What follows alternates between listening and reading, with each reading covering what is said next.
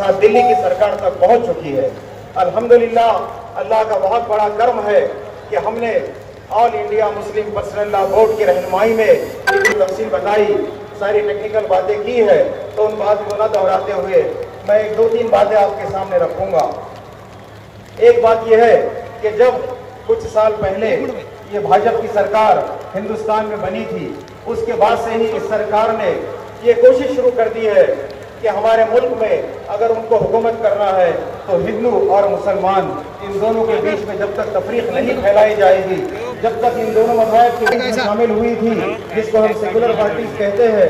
आपने देखा होगा कि जब वक्फ की तरमीम के खिलाफ वोट डालने कि संविधान ने जो हमारे को अधिकार दिए हैं, अनुच्छेद 14, 25, 26, 29, 30, ये हमारे आर्टिकल है कि जिससे हमारे को घटना ने डॉक्टर बाबा साहेब अम्बेडकर ने निर्माण की हुई ये जो घटना है, जिसके तहत हमारे को अधिकार मिले हैं, वो अधिकार पे भी आंच आने वाली है और धार्मिक अधिकार और स्वायत्त अधिकार जो हमारे मुस्लिम भाइयों की है उसका भी उल्लंघन होने वाला है और इसलिए हम सभी लोगों ने जागरूक होना जरूरी है।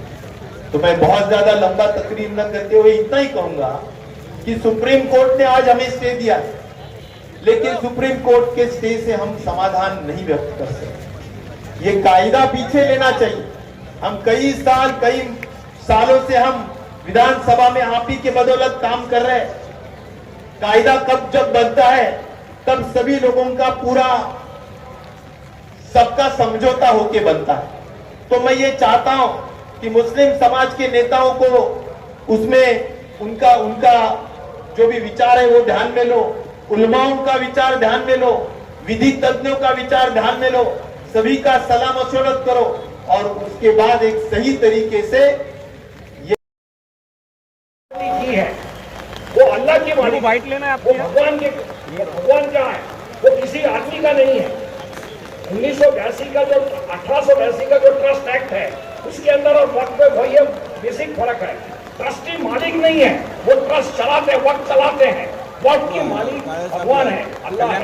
और इसको बदलने की कोशिश गवर्नमेंट कर रही है और उसके लिए कई फेक न्यूज फैला रही है, जैसे वक्त के बाद बहुत लैंड है और ये है जो झूठा है। और इसके खिलाफ पार्लियामेंट में हमारे लोगों ने आवाज उठाई, सुप्रीम कोर्ट में भी उठाई और रोड पे भी हम आवाज उठा रहे हैं। और यही बात बताने के लिए मैं आ रहा हूँ कि आप अकेले नहीं हैं।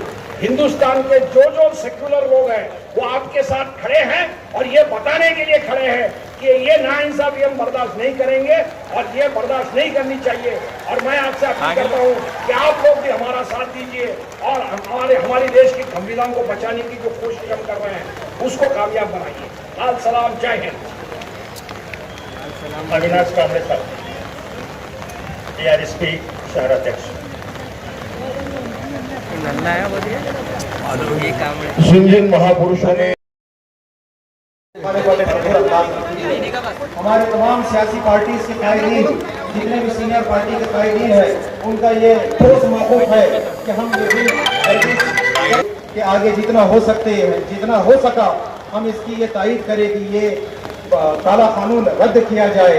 और जो मूवमेंट औरंगाबाद में अब चल रही है, जिस तरह all India Muslim personal law board के परचम तले हम लोग ने ये इजलास मुनक़िद किया है, जब तक ये काला कानून वापस नहीं होगा तब तक हम ये मूवमेंट चलाते रहेंगे। करने से पहले ये मुश्किल भी चली जाएगी और हाँ बोल भाई, क्या बोला बोल तो। ये मुश्किल भी चली जाएगी और बोर्ड के मेंबरान काम कर रहे थे, उसके ऊपर सीओ था, वो भी सरकारी था, लेकिन अभी उसको हटा के सभी काम जिलाधिकारी के माध्यम से किया जाए। जिलाधिकारी हम लोग कलेक्टर ऑफिस जाते हैं, जिलाधिकारियों को कितने काम होते हैं वो भी हमें पता है।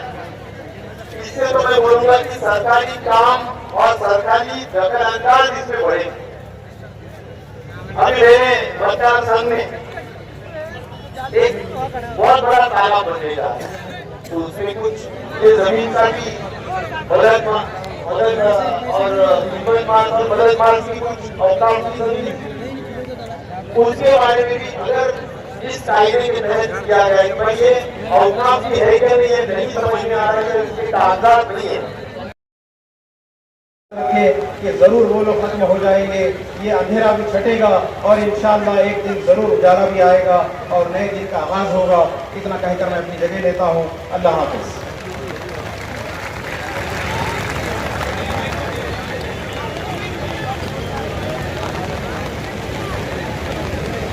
आप जो आपके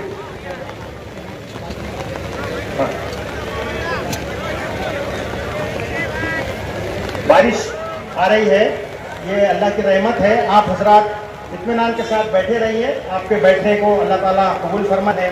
और दिल्ली से खास करके यहाँ पर आप आए हैं तो मैं उनसे रिक्वेस्ट करता हूँ कि वो अपने ख्यालात का हिसाब करें।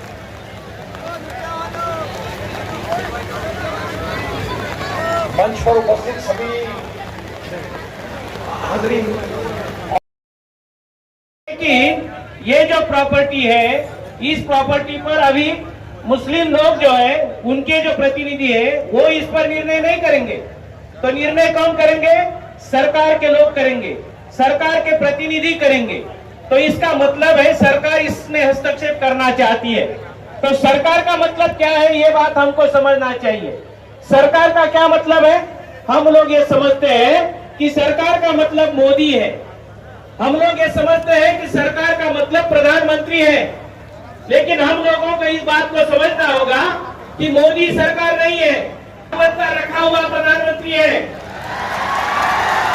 हमको ये समझना होगा, सरकार का हस्तक्षेप का मतलब है ब्राह्मणों का हस्तक्षेप होगा।